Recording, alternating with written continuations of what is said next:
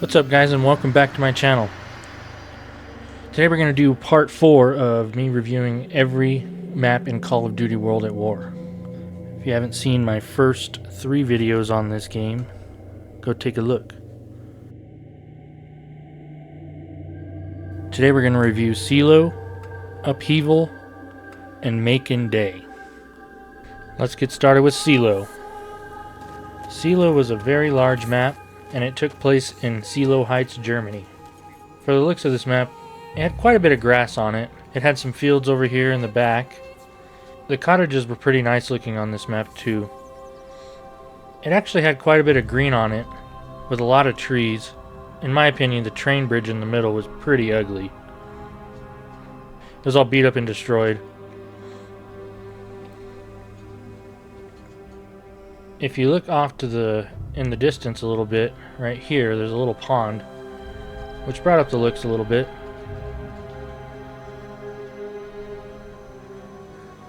And I know this game came out in 2008, but the real location of Seelow Heights, Germany is really beautiful. If you look on Google at pictures of this place in real life, it's really vibrant green. Overall for the looks, I'll give Seelow a rating of a 5.2 out of 10.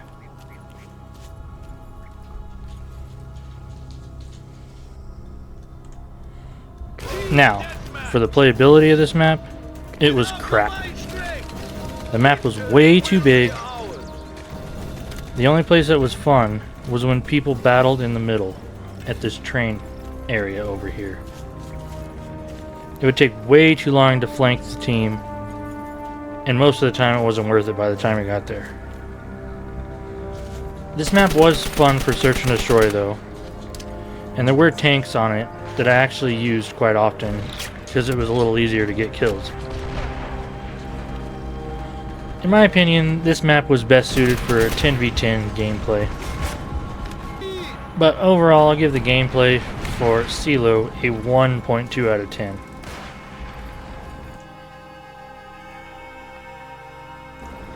Now for the cool factor and vibe of this map. Again, like on COD 4 Overgrown, this map gives me a Walking Dead vibe. It's kind of that creepy, sad even feeling of this map. They really brought out the hopelessness of the final battles of World War II. This map is actually referencing the Battle of Seelow Heights in one of the final and most crucial battles in World War II against the Soviets and the Germans. Like I said, sad vibes, emptiness. Got smoke up in the air over here. The sadness of the war, kind of the vibe of this map. Not really much of a paranormal vibe on this map either. Just overall sadness from the war. I'll give the cool factor vibe rating for this map a 6 out of 10.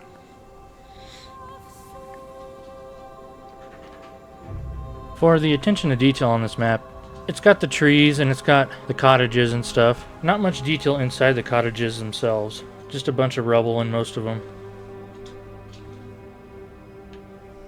You got this one unique building over here with the water wheel on it, which is kind of cool. Unique little detail on this map.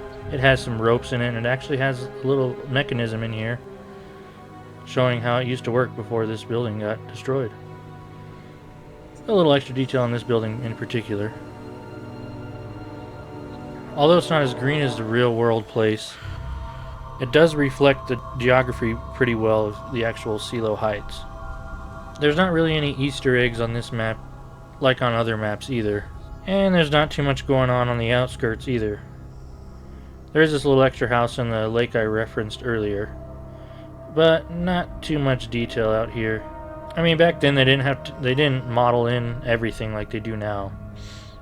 I mean, look at this house right here. It's not modeled on the back, which doesn't affect the actual play area, but it does affect the overall detail of the map, in my opinion. There are a few trucks and other vehicles on this map,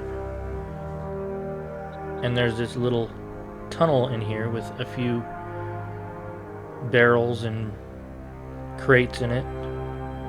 You got some electrical wiring and some lighting in here, but still not too much detail on this map overall. This cottage here has some furniture in it, but not too much. There is some detail on this river as well. It would be cool if this water wheel was turning. The river flows into this corner of the map. There's quite a bit of detail looking at the stream from this perspective with the rocks and the bushes and everything. But if you go outside the map and keep following the river, I didn't know this until I started messing around. If you look at this, it's a never-ending bridge. It looks like the bridge on Thor. It's pretty crazy and cool. It just keeps going on forever. Kind of a secret, I guess you could say. For the attention to detail, I give this map a rating of a 7.5 out of 10. The total for this map is a 19.9 out of 40. Next up is Upheaval. Upheaval was a medium-sized map, and it took place in Pankow, Berlin, Germany. For the looks of this map, it was a ravaged, overgrown town. Like Seelow, there are a lot of trees on this map, but a lot of them were dead or burnt. There were a lot of green ones on the map though, and a lot of green overall on the map. This map was like a 3-lane map. It had this area with the buildings and this ruined building here, the completely ruined area, and then this area here with the road. The overall looks of the buildings were pretty good, except they were mostly destroyed, like many of the maps in this game. But the architecture was really good, like this one with the clock on it. Really cool looking building. There are these two buildings over here. They're like twin buildings. They're pretty cool. So although this map had a lot of destruction on it, I think it looked pretty good because of the building's architecture. I'll give it an above average rating for the looks of a 6.4 out of 10. Now for the playability. In this area here, you were mostly open to snipers and campers. This map was a bit smaller than maps like Seelow, so the playability was a little bit better in my opinion. There's a lot of buildings with windows you could peek out of and camp at, so that kind of brought it down a bit. But this map really had consistent pacing to it. It was pretty fun to play on. And when I went back and played for the footage of these videos, I didn't ever get a match on this map. It's kind of disappointing because I wanted to go back and play this map. But like I said, the upper floors had pretty good vantage points, pretty good sniper spots. The 3-lane design made it play pretty decent. I think this map's a little bit underrated in my opinion. I don't remember playing it too much, and like I said, I wish I would have got some footage and some real gameplay, but I remember this map being pretty fun. But still, with all the windows and all the sniper spots and camping areas, I have to give it just a little above average rating of a 5.8 out of 10. For the cool factor and vibe of this map, it kind of has like a village feel to it, I guess, but also with a grim theme to it. It had good contrast with the green trees on the map and the destroyed bomb-ridden buildings. But again, this was another empty feeling map, so that vibe of it was, like I said, a bit of a grim theme to this map, with the destruction and the fires burning. This map would be a lot cooler if it wasn't fully destroyed like a lot of the maps on this game. I'll give the cool factor vibe rating of this map a 5.2 out of 10.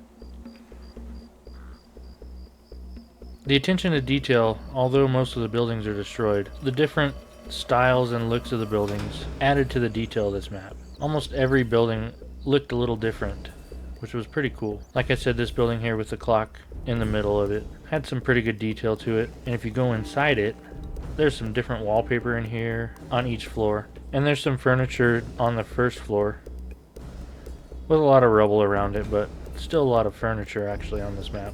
This building here was a butcher's shop. If you go inside, you can see meat hanging from the ceiling, some meat cut up on the counters here, and grimly a chicken just laying on the table there. Big old fish, and over on these shelves there's some cans of food also. So that added to the detail a little bit on this map. If you stand in front of the building with a clock on it, a chime will ring out.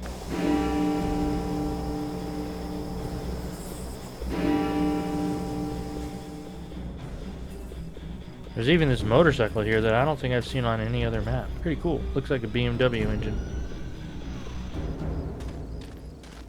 And if you go out to this area out here that's barely ever used, there's this tire swing that you can shoot and it'll move. absolutely unneeded detail, but pretty fun to just sit here and shoot sometimes. The outskirts of the map had decent detail to it. These buildings were all destroyed, and these are kind of just over here. They were just kind of flat textures, but there's quite a bit of trees out here. But if you go way out here, there is a random tree and floating bush that you'll never see. I wonder what happened here. More than one bush, there's a bunch of bushes that kind of appear and disappear. But yeah, there's just a floating tree in the middle of nowhere. But for Upheaval, I'll give the attention and detail rating a 5.9 out of 10. That gives the overall maps rating a 23.3 out of 40. Makin Day is the last map to review on this video. Obviously, it's the day version of Makin. This was released as a free bonus map in February of 2009 during this game's life cycle.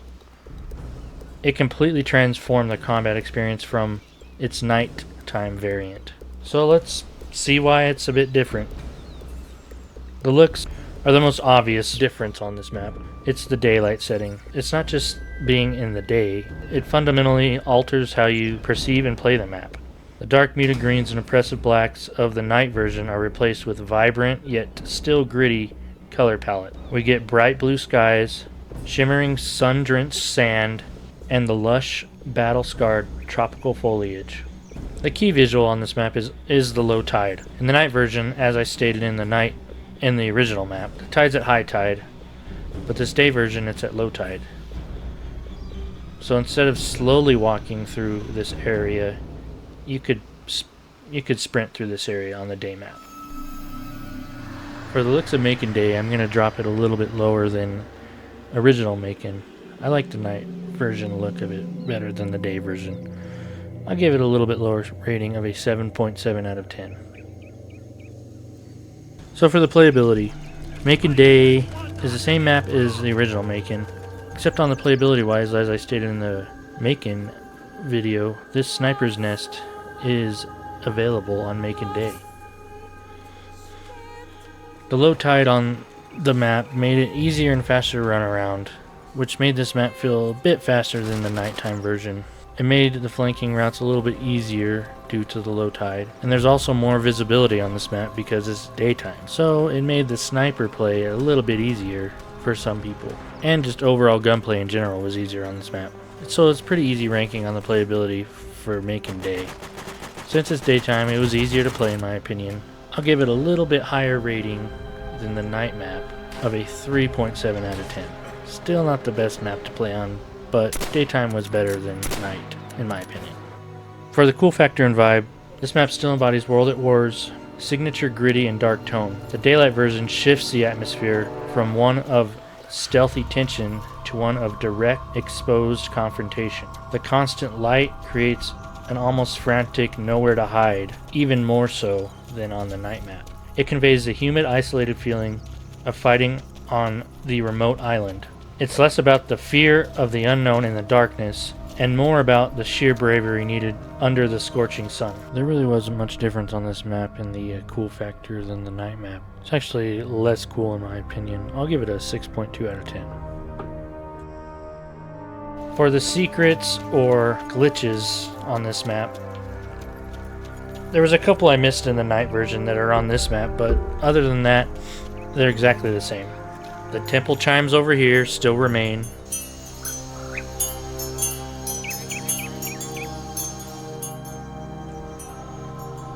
This swinging basket's still here. But the day version, being at low tide, added some dead fish in the water. Little extra detail or Easter egg on this map. One little Easter egg I missed on this map is the fence that spells out AHK. You see AHK, I think this is the right location. What I read is it could have been a mistake or it could mean something, but I'm not totally sure if it means anything. Just one thing I missed on the original Makin review. And I'm still out here trying to listen for these dolphins. Still no dolphins. Haven't heard any. I'll give Makin Days a attention to details rating a little higher than Makin Night, just because of the fish and everything on the map, the dead fish and everything on the map. I'll give it a 6.4 out of 10. That makes a total for Makin Day a 24 out of 40. And with that, that concludes part 4 of my review of every Call of Duty World at War map. If you enjoyed this video, let me know, and be sure to subscribe for the next one that comes out, part 5, which will be starting the actual paid DLC maps. Be sure to be on the lookout for that. Hopefully I'll have it out soon. But until then, thank you for watching, and I'll catch you on the next one.